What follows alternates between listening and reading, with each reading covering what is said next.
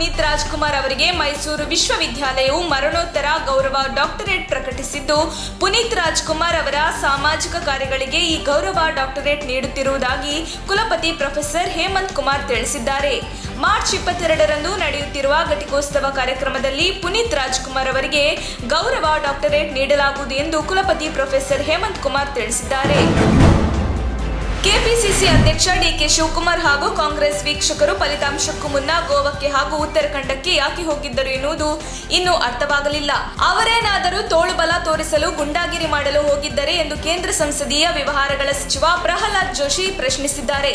ಸುದ್ದಿಗಾರರೊಂದಿಗೆ ಮಾತನಾಡಿದ ಅವರು, ಡಿಕೆ ಶಿವಕುಮಾರ್ ಗೋವಾಕ್ಕೆ ಹಾಗೂ ಉತ್ತರಾಖಂಡಕ್ಕೆ 19 ವೀಕ್ಷಕರು ಬಂದಿದ್ದರು. ಚುನಾವಣೆಯನ್ನು ಕಾಂಗ್ರೆಸ್ ಕುಸ್ತಿಯ ಕಣ WWF ಎಂದುಕೊಂಡಿದೆಯಾ? ಕೂಸು ಹುಟ್ಟುವ ಮುನ್ನವೇ ಕುಲಾವಿ ಹೊಲಿಸಿದರು ಎಂಬಂತೆ ಕಾಂಗ್ರೆಸ್ ನಡೆಯಾಗಿದೆ ಎಂದು ವ್ಯಂಗ್ಯವಾಡಿದರು.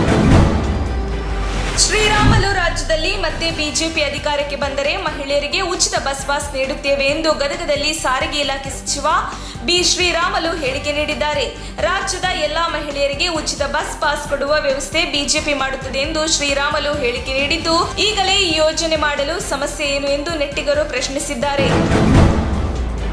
ಉಕ್ರೇನ್ನ ಸೇನಾ ನೆಲೆಯ ಮೇಲೆ ರಷ್ಯಾದ ವಾಯುಪಡೆ ಆಕ್ರಮಣ ನಡೆಸಿದ್ದು, ಕನಿಷ್ಠ 9 ಮಂದಿ ಸಾವಿಗೀಡಾಗಿದ್ದಾರೆ ಹಾಗೂ 57 ಮಂದಿ ಗಾಯಗೊಂಡಿದ್ದಾರೆ.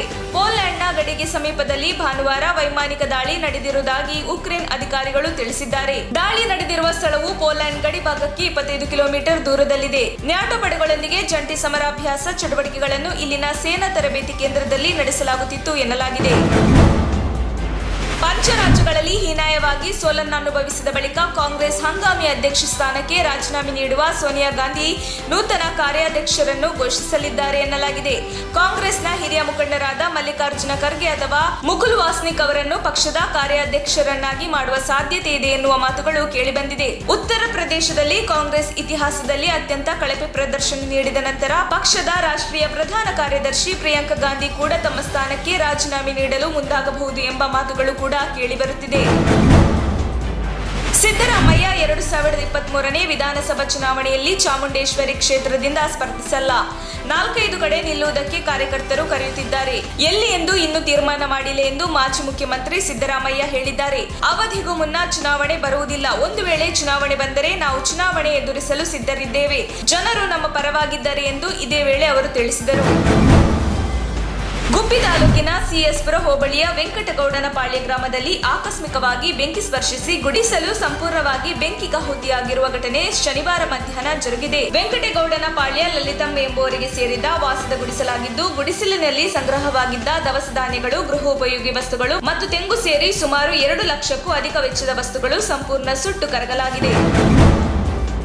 ತುರುವೇಕೆರೆ ತಾಲೂಕಿನ ಮಾಯಸಂದ್ರ ಕೋಡಿನಾಗಸಂದ್ರ ಟಿಬಿ ಕ್ರಾಸ್ನ ರಾಷ್ಟ್ರೀಯ ಹೆದ್ದಾರಿ 151A ರಲ್ಲಿ ಡಸ್ಟರ್ ಕಾರು ಹಾಗೂ ದ್ವಿಚಕ್ರ ವಾಹನಗಳ ನಡುವೆ ಮುಖಾಮುಖಿ ಡಿಕ್ಕಿಯಾಗಿದ್ದು, ಪರಿಣಾಮವಾಗಿ ದ್ವಿಚಕ್ರದಲ್ಲಿದ್ದ ಹಿಂಬದಿ ಸವಾರ ಸ್ಥಳದಲ್ಲಿಯೇ ಮೃತಪಟ್ಟಿದ್ದಾನೆ.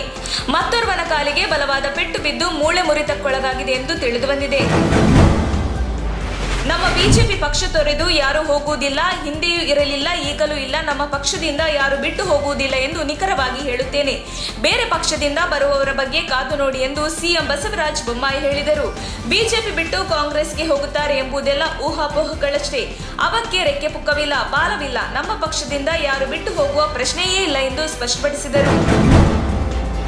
ರಷ್ಯಾ ಸೇನೆ ನಡೆಸಿದ ಶೆಲ್ ದಾಳಿಯಲ್ಲಿ ಮೃತಪಟ್ಟ ವೈದ್ಯಕೀಯ ವಿದ್ಯಾರ್ಥಿ ನವೀನ್ ಮೃತದೇಹವನ್ನು ಬಾಂಬಿಂಗ್ ಮುಗಿದ ಬಳಿಕ ಹಾವೇರಿಗೆ ನವೀನ್ ಮೃತದೇಹ ತರಲಾಗುತ್ತದೆ ಎಂದು ಮುಖ್ಯಮಂತ್ರಿ ಬಸವರಾಜ ಬೊಮ್ಮಾಯಿ ಅವರು ಹೇಳಿದರು.